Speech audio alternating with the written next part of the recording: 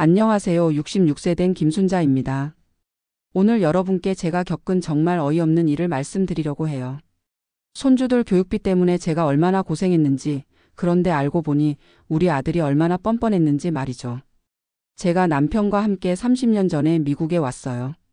그때 아들 대호가 9살이었는데 정말 하나밖에 없는 아들이니까 뭐든지 해주고 싶었거든요. 남편은 한인 식당에서 주방일 하고 저는 의류 공장에서 재봉틀 돌리면서 악착같이 살았어요.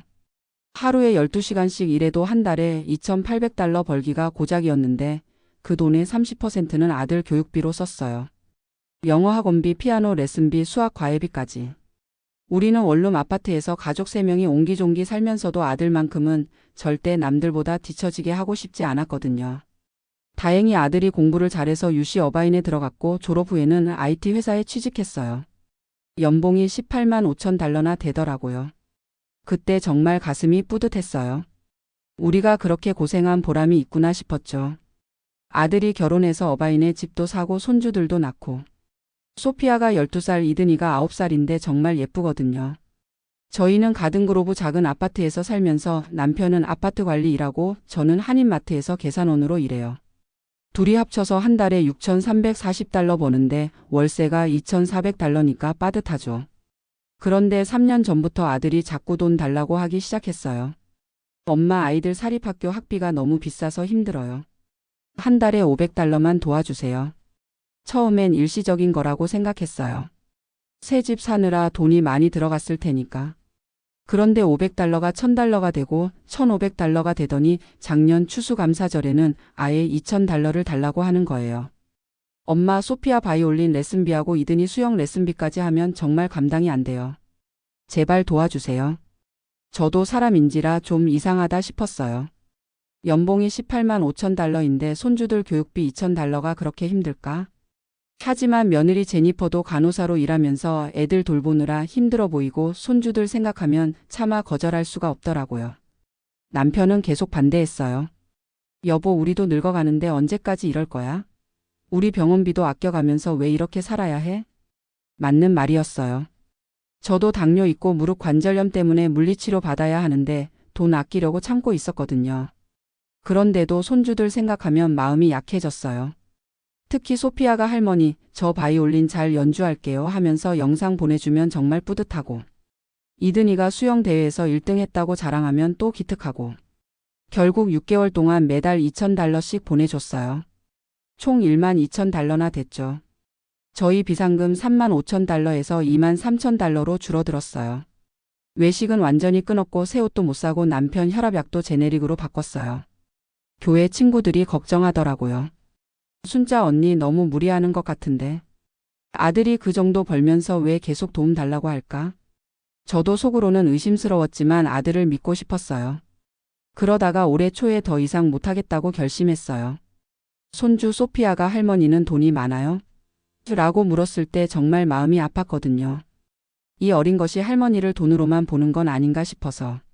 남편과 상의해서 아들에게 솔직하게 말했어요. 대호야, 엄마 아빠도 이제 나이가 들어서 너무 힘들다. 매달 $2,000씩은 정말 감당이 안 된다. 아들이 그때는 이해하는 것 같았어요. 엄마, 죄송해요. 제가 너무 무리한 부탁을 드렸네요. 앞으로는 저희가 알아서 할게요.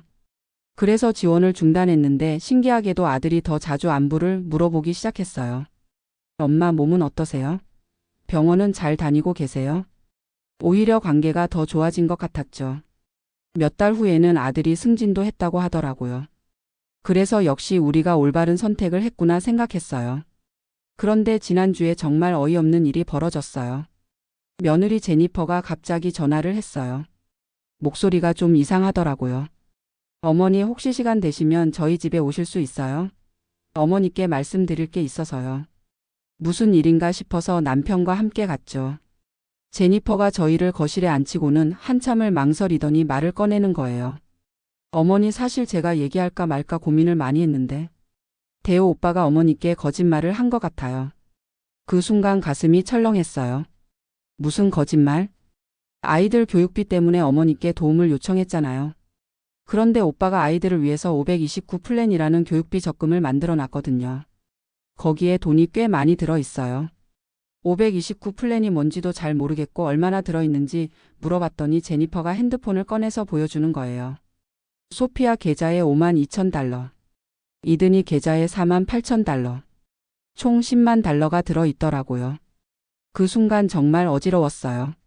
10만 달러면 우리 돈으로 1억 4천만 원이 넘는 돈이잖아요. 그런데 아들이 교육비 없다고 저희한테 12,000달러나 받아간 거예요. 이게 언제부터 있었던 거야? 소피아가 태어났을 때부터 매달 조금씩 넣어왔대요. 주식이 올라서 많이 불어났고요. 완전히 기가 막혔어요. 그럼 우리한테 돈 달라고 할 때도 이미 이 돈이 있었다는 얘기잖아요. 정말 배신감이 들었어요. 그럼 왜 진작 말하지 않았어? 오빠가 말하지 말래요. 이 돈은 아이들이 대학 갈 때까지 절대 건드리면 안 된다고. 그래서 어머니께 도움을 요청한 거래요. 그때 마침 아들이 퇴근해서 들어왔어요. 제니퍼가 상황 설명을 하는데 아들 얼굴이 새파랗게 되더라고요. 엄마, 그게. 대호야, 너 지금 뭐 하는 거야? 529 플랜에 10만 달러나 있으면서 왜 우리한테 거짓말을 했어? 아들이 변명을 시작했어요. 엄마, 그 돈은 정말 아이들 대학 교육비예요. 지금 쓰면 안 되는 돈이라고요. 세금 혜택도 받으려면 교육비로만 써야 하고. 그래도 우리한테는 왜 말 안 했어? 우리가 병원비 아껴가면서 너희 도와줄 때 너는 뭘 생각했던 거야? 아들이 그제야 고개를 숙이더라고요. 죄송해요, 엄마. 정말 잘못했어요. 남편이 정말 화가 났어요. 야, 김대호. 너 이게 사람이 할 짓이야? 부모가 늙어서 아픈데도 돈 보내주는 걸 당연하게 생각했어? 그날 정말 크게 싸웠어요. 아들이 사과는 했지만 제 마음속의 실망감은 지워지지 않더라고요. 제니퍼가 나중에 따로 전화해서 말하길 사실 아들이 그동안 받은 돈을 다른 투자에 썼다는 거예요. 비트코인이나 주식 같은 거에. 그것도 제니퍼 몰래. 정말 한심했어요. 부모 돈으로 투자나 하고 있었다니. 지금은 아들이 그동안 받은 돈을 다시 갚겠다고 하는데 저는 받지 않기로 했어요. 대신 조건을 걸었죠. 첫째, 앞으로는 절대 거짓말하지 말 것. 둘째, 재정 관리를 투명하게 할 것. 셋째, 우리한테 도움 요청하기 전에 자신들의 지출부터 점검할 것. 그리고 529 플랜이 뭔지 알아보니까 정말 좋은 제도더라고요. 아이들 교육비를 미리 적립해두면 세금 혜택도 받고 투자 수익도 낼 수 있고 우리도 손주들을 위해서 조금씩 넣어주려고 해요. 물론 우리 능력 범위 내에서요. 다른 할머니, 할아버지들도 이런 얘기 많이 들어보셨을 거예요. 자식들이 교육비 힘들다고 하면서 도움 요청하는 거. 제가 경험해 보니까 무조건 도와주는 게 능사가 아니더라고요. 정말 필요한 도움인지 우리 능력 범위 내인지 냉정하게 판단해야 해요. 그리고 자식들도 부모 앞에서 솔직해야 해요. 어려우면 어렵다고, 여유 있으면 여유 있다고. 거짓말로 부모 마음 아프게 하지 말고요.